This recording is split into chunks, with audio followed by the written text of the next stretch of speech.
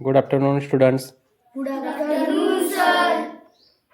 आज छ या अक्षरावरून आपण शब्द नवीन शिकणार आहोत. मी प्रश्न विचारेन किंवा वाक्य सांगेन, त्याचं तुम्ही उत्तर छ या अक्षरानंच द्यायचं आहे. पावसात भिजू नये म्हणून आपण काय घेतो? छत्री.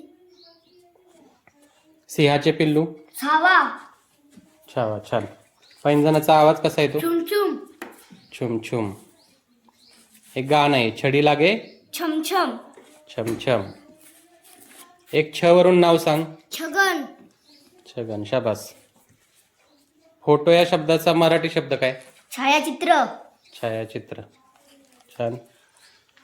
मंडपाला वरती जे कापड बांधतात ना, त्याला काय म्हणतात? छत. छत. छान. सावली या शब्दाचा समानार्थी शब्द काय? छाया. छाया. एक गाणं पूर्ण करायचं. गोरी गोरी पान फुलासारखी. छान. आता कोण उत्तर सांगताय मला सांगा. चेष्ट या शब्दाचा मराठीत अर्थ सांगायचा आहे. हात वर करायचा ज्याला येते त्याचा. चेष्टला मराठीत काय म्हणतात? हात वर करायचा फक्त. सांग. छाती. छाती. बरोबर.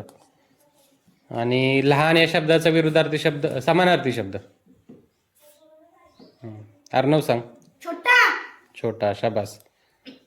सगळ्यांनी छान सांगितलंय, टाळ्या वाजवा.